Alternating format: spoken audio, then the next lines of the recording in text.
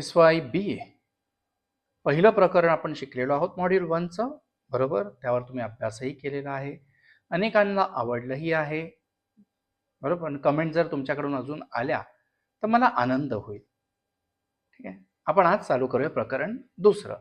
वर्गात झालेलं आहे पण तरीही एक बॅकअप असणं गरजेचं आहे, कारण मला माहिती आहे माझे अनेक विद्यार्थी खूप अभ्यासू आहेत, खूप स्टुडियस आहेत. बरोबर. गेला आवाज, बसल्या बसल्या पण जातो, वर्गात पण जातो ना. नोंदणी, कर दर, अनुपालन, आवश्यकता आणि रचना योजना अंतर्गत परतावा. आपण काय म्हणणार आहोत? कंपोजिशन, संरचना म्हणू शकतो ऍक्च्युली, राईट. प्रस्तावना. बघा, आपण बघितलं की टर्नओव्हरची म्हणजे उलाढालीची मर्यादा काय आहे, कोणता व्यक्ती स्वतःला कंपोजिशन स्कीम अंतर्गत रजिस्टर करू शकतो, बरोबर आहे. त्याला टॅक्स कोणत्या दराने पे करायचा आहे हे आपण बघितलंय ओव्हरऑल एक ढोबळमानाने.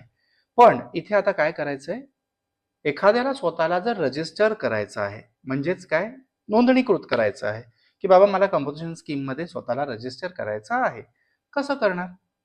ऑब्व्हियसली तुम्ही ऍडमिशन घेतलं कॉलेजमध्ये, फॉर्म भरले ना, आता केटीचे फॉर्म आले, भरले ना, परत परीक्षेचे फॉर्म येतील, भराल ना, तेव्हा तुम्हाला हॉल तिकीट मिळतंय, तेव्हाच तुम्ही परीक्षा देऊ शकताय. कोणी जाऊन परीक्षा देऊ शकताय का? नाही, बरोबर.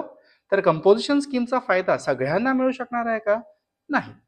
जो रजिस्टर करणार आहे त्याला काही मर्यादा आहेत, तो मर्यादा पाळणार आहे, तोच कंपोजिशन स्कीम अंतर्गत येऊ शकतोय, बरोबर. बघूया. तर एकदा करदात्याचे वस्तू व आणि सेवा कर म्हणजे जीएसटी चौकटी अंतर्गत रचना योजनेसाठी पात्रता निश्चित केल्यानंतर पुढील पायरी म्हणजे नोंदणीकृत, बरोबर, परिक्रियात्मक पैलू, लागू कर दर, अनुपालन, जबाबदाऱ्या आणि विवरण भरण्याचा आवश्यकता समजून घेणे. हा अध्याय शैक्षणिक समज तसेच व्यावहारिक स्पष्टतेतील समर्थ देण्यासाठी या प्रक्रियेचे संरचित स्पष्टीकरण प्रदान करतो. प्राथमिक ध्येय म्हणजे विद्यार्थ्यांना आणि व्यावसायिकांना अनुपालन दस्तऐवज करण्याचा अर्थ लावणे, कायदेशीर आदेशांचे पालन करणे आणि नियमित संरचना करदात्यांना फरक करण्यास सक्षम करणे हाच आहे, बरोबर. आता अगदी डिटेलमध्ये दिलेलं नाहीये मी, का मगाशी म्हणजे आधी तुम्हाला वर्गात पण सांगितलं आहे की थोडक्यात माहिती दिली आहे फक्त यासाठी का तुम्हाला समजण्यास सोपं पडावं. परीक्षेत जेव्हा आपण उत्तरं लिहिणार आहोत प्रश्नांची, थोडीशी विस्तारित लिहा, थोडं त्याला एक्सप्लेन करा, जेणेकरून तुम्ही जो अभ्यास केलेला आहे तो कोणत्या हद्दीपर्यंत आहे तो स्वतःलाही कळेल आणि जे ज्ञान आपण इथे मिळवतो आहे त्याला वास्तविक जीवनात कसं वापरता यावं हे आपल्याला कळायला हवं, बरोबर. तर पहिलं, रचना अंतर्गत नोंदणी. नोंदणी करण्यासाठी जीएसटी कायदा कधी आला? 2017 मध्ये, बरोबर. त्याचं सेक्शन काय आहे? सेक्शन 10 कलम 10 या अंतर्गत तुम्ही स्वतःला कंपोजिशन स्कीम मध्ये रजिस्टर करू शकता. नवीन नोंदणी करण्यासाठी 2.2.1 काय क्रम आहे? तर जीएसटी प्रणालीमध्ये नवीन प्रवेश करणारे आणि रचना योजनेअंतर्गत थेट काम करू इच्छिणारे करदाते जीएसटी पोर्टलवर जीएसटी रजिस्ट्रेशन 1 REG1 म्हणजेच काय, रजिस्ट्रेशन 1 ओके फॉर्मद्वारे नोंदणीसाठी अर्ज करा. केला, चला अर्ज केला, मला कोणती स्कीम हवी आहे? Composition scheme. ती मला सिलेक्ट करावी लागणार. नोंदणी दरम्यान रचना योजनेचा पर्याय निवडा, बरोबर. संबंधित व्यवसाय आणि वैयक्तिक माहिती प्रदान करा. आता व्यवसायाची माहिती आणि माझी माहिती तर कसं कळणार? बाबा पॅन कार्ड आहे का? आहे. आधार कार्ड आहे का? आहे. बरोबर. बँकेचे डिटेल आहेत का? आहेत, कारण सगळं ऑनलाईन चालणार आहे, बरोबर. त्यानंतर बिझनेस कुठे चालतोय त्याचे काही तुमचे रजिस्ट्रेशन फॉर्म किंवा पार्टनरशिप डीड किंवा सर्टिफिकेट आहे का? आहे. वडापावच्या गाडीसाठी पण सर्टिफिकेट काढावं लागतंय. खोटं वाटत असेल तर गाडीवर बघा, एक बिल्ला सापडेल, वसई विरार महानगरपालिका, किंवा तुम्ही ज्या एरियात राहत असाल त्या एरियाची महानगरपालिकेचं नाव आणि गाडी क्रमांक हे तुम्हाला सापडेल. सर आम्ही कुठे तेवढं बघतोय? बघा. बघितलं का मी सांगतोय ते खरं आहे की खोटं आहे तुम्हाला स्वतःला कळेल, बरोबर. कोणतीही गाडी कुठेही लागू शकते का? नाही. तुम्ही बघाल तर गाड्यांची जागा फिक्स आहे का? महानगरपालिकेने त्यांना त्या गाड्या जागा दिलेल्या आहेत. गाड्या नाही दिल्यात पण जागा दिल्यात, ओके. तर काय काय लागेल? पॅन, आधार, बँक तपशील आणि व्यवसाय परिसराचा पुरावा यासारख्या योग्य कागदपत्रांचा वापर करा. मंजुरी मिळाल्यानंतर जीएसटी अधिकारी जीएसटीआयन म्हणजेच काय आहे, GST identification number GSTIN okay जारी करतो आणि अर्जदाराला रचना करपात्र व्यक्ती म्हणून मान्यता देतो. डन. इंग्लिश मधल्या नोट्स पण मी तुम्हाला पाठवलेल्या आहेत, त्या पण तुम्ही बघू शकता. सोयीस्कर जे पडेल तिथून अभ्यास करा. मला इंग्लिशमध्ये आन्सर्स दिले खूप आनंद होईल, मराठीत लिहिलं तरी मी तपासीन आनंदानेच. ठीक आहे, कारण ज्ञान पोचणं गरजेचं आहे आणि ते तुम्ही परीक्षेत देणं गरजेचं आहे. भाषा हे फक्त एक माध्यम आहे आणि ते माध्यमच राहिलं पाहिजे. कोणतंही निवडा, गर्व नाही पण माध्यम. ठीक आहे. नियमित योजने अंतिम स्थलांतर. आता नवीन नोंदणी झाली, मी एक असा व्यक्ती आहे जो दुकान चालवतोय आणि मला वाटतंय यार जाऊ दे ना, मी कंपोजिशन मध्ये जातो, कशाला 12% 18% टॅक्स पे करू. मी जर कंपोजिशन मध्ये गेलो तर मला फायदा हा आहे की मी 5% आणि 12% तेवढाच टॅक्स पे करू शकतो. बरोबर, करूया. मग त्याने काय करायचंय, इथे आपण काय भरला, जीएसटी रजिस्ट्रेशन 1. बरोबर, इथे तो काय भरणार आहे, 3. बघा, विद्यमान जीएसटी नोंदणीकृत करदाते खालील गोष्टी दाखल करून रचना योजनेअंतर्गत पर्याय निवडू शकतो. पहिले फक्त त्याने रजिस्टर केलेलं ना, आता तो नॉर्मल मधनं जीएसटी मध्ये येतोय म्हणून त्याला कंपोजिशन 3 हा फॉर्म भरावा लागणार आहे. फॉर्म जीएसटी सीएमपी म्हणजेच काय, कंपोजिशन 2 निवड करण्याची सूचना. फॉर्म जीएसटी ITC 3 कारण तो आता दुसऱ्यांकडून टॅक्सचं बेनिफिट घेऊ शकणार नाहीये, त्याच्या खरेदीवर जो त्याने टॅक्स पे केलाय तो त्याला मिळणार नाहीये, म्हणून तो फॉर्म 3 पे करावा लागणार, भरावा लागणार. लागू असल्यास इनपुट टॅक्स क्रेडिट उलट करणे. ठीक आहे, हे रूपांतर सामान्यतः आर्थिक वर्षाच्या सुरुवातीला परवानगी आहे. का, तुम्ही वर्षाच्या मध्ये तुम्हाला झटका आला, चला कंपोजिशन, तर सरकारला कठीण जाईल ना की सुरुवातीपासून आतापर्यंत तुमचं हे एवढं देवाणघेवाण बाकी आहे आणि आतापासून फक्त घेवाण बाकी आहे, कारण 1%, 5%, 6% हे फक्त सरकार तुमच्याकडून घेणार आहे. बरोबर, म्हणून वर्षाच्या सुरुवातीला काय करायचं ते करा, ते आम्हाला चालेल. ज्यामुळे संपूर्ण मूल्यांकन कालावधीत कर रचनेत सुसंगत सुनिश्चितता येते. बरोबर, नोंदणीसाठी आवश्यक असलेले प्रमुख कागदपत्रे. आता 2.3 हा पुढे गेलाय, तो आधी आला पाहिजे होता. बरोबर, नोंदणीसाठी आवश्यक असलेले प्रमुख कागदपत्रे 2.3 तिकडे घ्यायला पाहिजे. थोडीशी मिस्टेक झाली आहे, ठीक आहे. ऑनलाईन म्हटलं का हे सगळं चालायचंच. बरोबर, टेक्निकली काय मी तेवढा एक्सपर्ट नाहीये. तर कागदपत्र, पॅन कार्ड कशासाठी, तुमचं फोटो आयडेंटिटी, तुमचं इन्कम टॅक्स आयडेंटिटी दाखवण्यासाठी, ओळख पडताळणी. आधार कार्ड, तुम्ही कुठे राहताय हे बघण्यासाठी, तुमचा फोटो ते बघण्यासाठी. बँक खात्याचा पुरावा, का तर तुम्ही व्यवसाय करतायत हे कशावरून कळणार आहे, बँकेच्या कागदपत्रावरून. बरोबर, जागेचा पत्ता, ऍक्च्युअली बिझनेस जागेवर आहे की फक्त कागदावरच आहे. बरोबर, ते ठरवण्यासाठी मला आस्थापनाची पुष्टी करण्यासाठी जागेचा पुरावा गरजेचा आहे. म्हणजे रजिस्टर ऍड्रेस माझ्या बिझनेसचा कुठे आहे ते कळण्यासाठी मला बिझनेसचं सर्टिफिकेट लागणार. बरोबर, व्यवसाय घटनेचे कागदपत्र, तुमची पार्टनरशिप डीड म्हणा, सर्टिफिकेट म्हणा, या सगळ्या गोष्टी. कायदेशीर आक्षेप किंवा रद्दीकरण टाळण्यासाठी नोंदणी अचूक माहितीस समर्थित असणे आवश्यक आहे.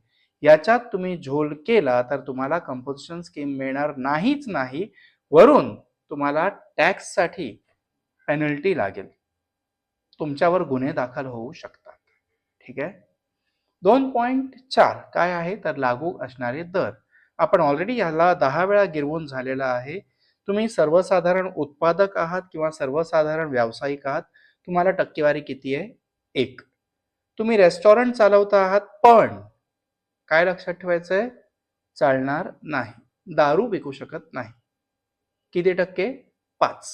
बरोबर, दृश्यम सारखं 10 वेळा दाखवतोय, 1%, 5%. बरोबर, जर तुम्ही एक सर्व्हिस प्रोव्हायडर आहात, फक्त सेवा प्रदान करणारे व्यावसायिक आहात, तर तुम्हाला टक्केवारी किती आहे, 6. आणि उलाढालीवर मर्यादा किती आहे, 50 लाख.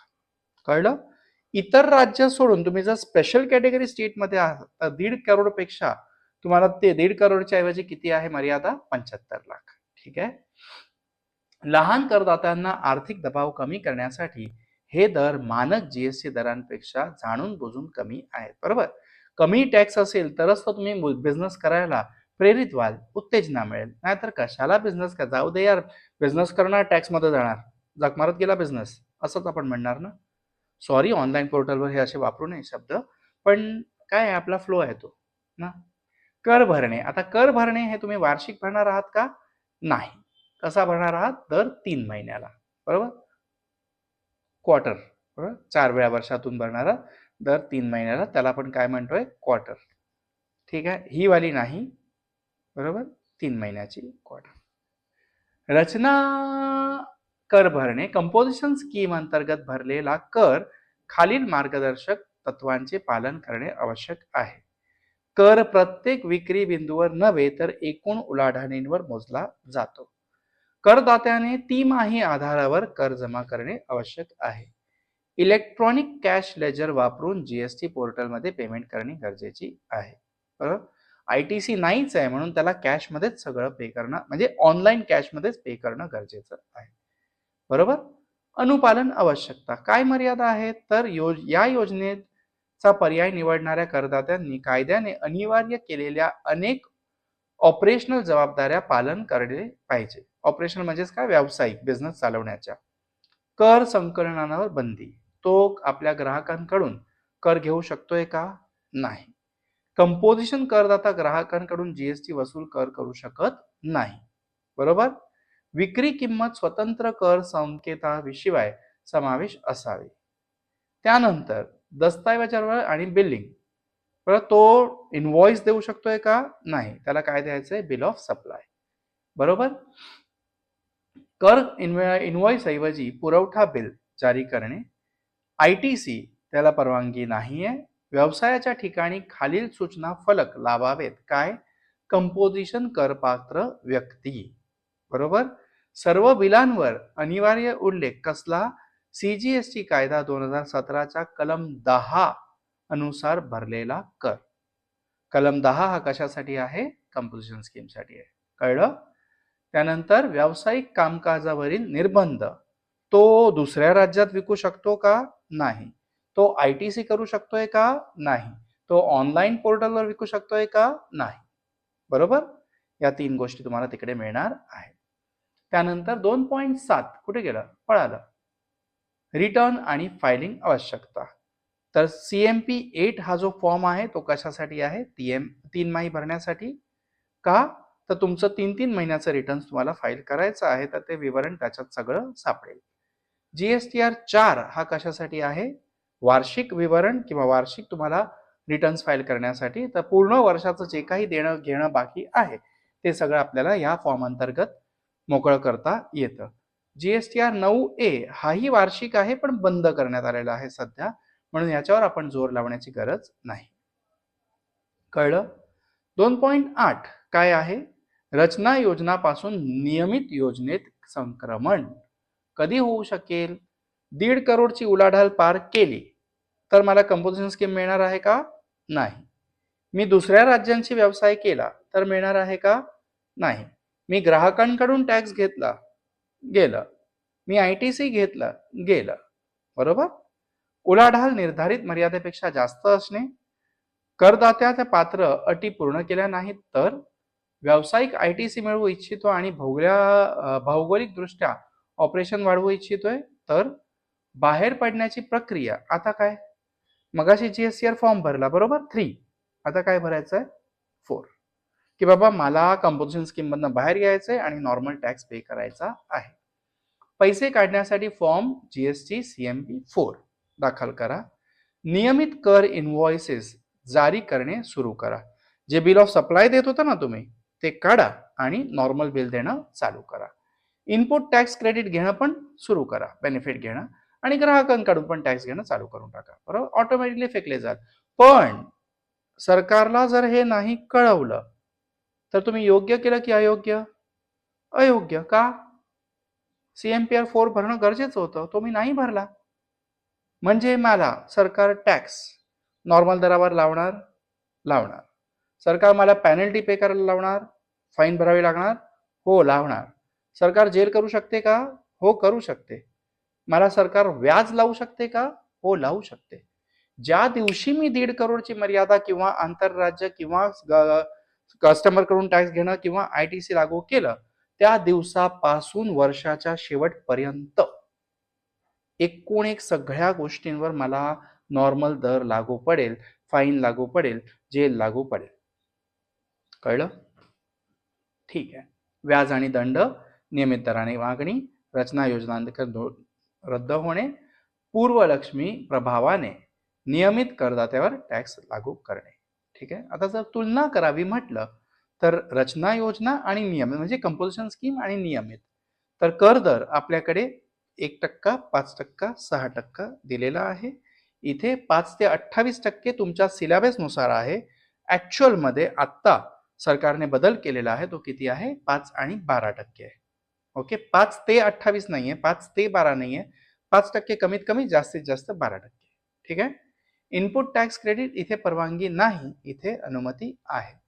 रिटर्न फाईल इथे तुम्हाला 3 माही करायचं आहे आणि वार्षिक करायचं आहे, इथे कंटिन्युअस करतच राहायचं आहे. लक्ष्य वापरकर्ते, सूक्ष्म आणि छोटे उद्योजक इथे कोणीही करू शकतंय. बरोबर? या तुलनेअंतर्गत तुम्हाला कळलं असेल की कंपोजिशन स्कीम आणि नॉर्मल स्कीम काय आहे. तर निष्कर्ष जो तुम्हाला कळणार आहे तो तुम्ही वाचायचा आहे तुमच्या PDF मधून, जी ऑलरेडी शेअर केलेली आहे. आय होप की तुम्हाला कळतंय. येस. आता आपण पुढे जाऊया पुढच्या प्रकरणासाठी. प्रकरण क्रमांक 3.